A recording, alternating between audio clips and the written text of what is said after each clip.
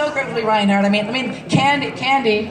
Oh, Candy! See? Candy, oh yeah, Candy! Candy! Oh God! I put someone's eye out. Payload deliver!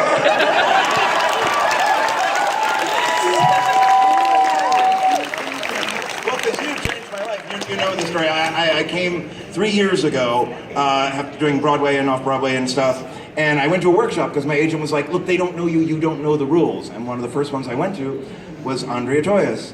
And you went, you're not going home to New York. I'm It's like, oh yeah, sure. And here we are having this amazing moment. And it just means the world to me. Yeah.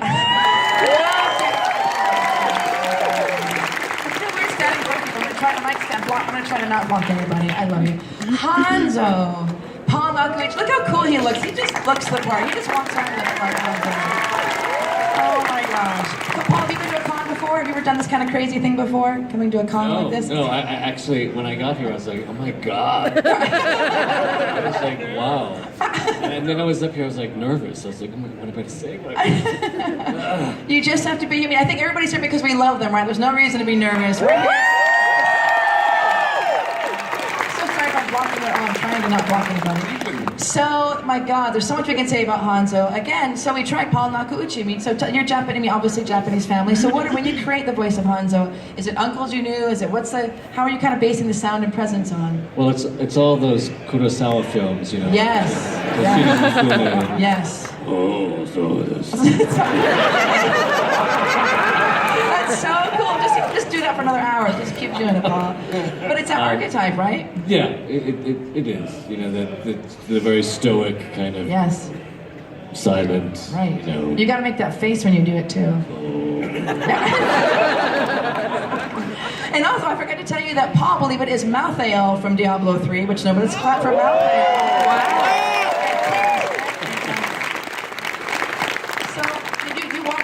Between you and Genji, have you seen that piece? Yeah. It's just it's amazing. Yeah, it was. I was amazed. Yeah. I mean, the animation is just so incredible. Right. You know? And the music, it was gorgeous. Yes. Well, Derek's here. We'll bring Derek out, our composer. Yes. But it's hard. We were talking in the last panel how when we do our episodics like that, it looks like Hanzo and Genji are in the same room together. They're not, right? I think you recorded that from New York because you do a lot of theater. New York. Yeah. What were you? He was in The King and I recently. I was doing The King and I, and you came. And I came to New York just to see, and I had to tweet. I'm like, I'm seeing Hanzo on stage tonight, and I'm a little geeked out. So it's pretty rad. Pretty rad. It was wonderful meeting you, your mother. And where's my mom? My mom, just wave. She's over there.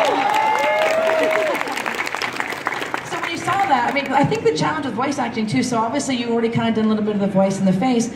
With Hanzo, there is so much emotion in him that he doesn't know how to get out. So when you saw that, what kind of emotions did you have? What did you think? What's your take on Hanzo? How would you explain him? I think he was very troubled by the fact that he killed his brother. And that's something that haunted him. Right. And it haunts him always, and it sort of pushes him forward. Right. That's his motivation for living. Right.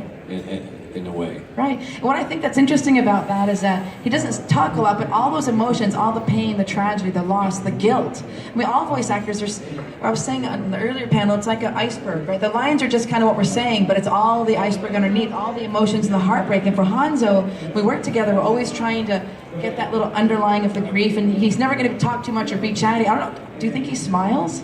No. I don't think so. Michael, what do you think? When we created Hanzo, do you think he smiles? How would you explain Hanzo? I think he smiles when he says simple geometry. Right. He gets off on it sometimes. That's superiority sometimes. Yeah. So what was our take on that? Was it Michael kind of the samurai kind of archetype? Where did we start with that? Definitely. One of the things we wanted to do was contrast Hanzo with the character. I mean, at the time, I don't think Genji existed yet, but we knew that Genji was coming, and we really wanted them to have different personality types. Where Hanzo is the serious brother, the oldest son, who has all the duty and the responsibility. He feels the weight of that, whereas Genji is the more like, when he was younger, he was like a playboy, and he's a little more, he's enjoying life. So yeah, I think finding that dichotomy for the two brothers. Right. And that's what's so great about the episodics, because as you know, in Overwatch itself, it's just little one-liners, right? There's not a lot of story in the game. So it's nice when we get to do the episodics and really dive in and chew on it. So far, your experience with Hanzo, how would do you feel like he's part of you? Like, are there any besides the Kurosawa films, any family experience you've had? Like, have you met people like him before, or? Yeah, I mean, a lot of Japanese people. Yeah, right. But I mean, but just the persons, and they're kind of more. They're not. I don't know. How would you explain that? Well, I mean, Japanese people are just they sort of suffer in silence. Right. They're Right. very stoic. They Right. don't they don't let you know what they're feeling. Right. And they will sit there and just sort of take a lot. Right. Before they explode. Right.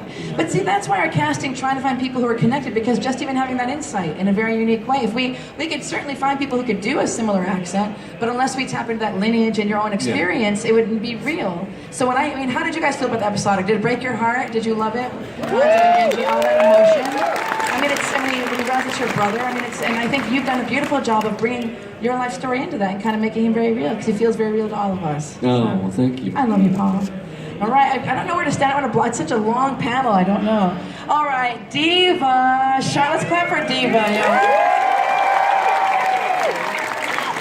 First of all, I have to rep my people here. So for all the Korean fans, 여러분 반갑습니다. And all the Japanese fans, 皆さんこんにちは。よろしくお願いします。Let's see what we do for you. Let's see what we do Is for you. this easy mode?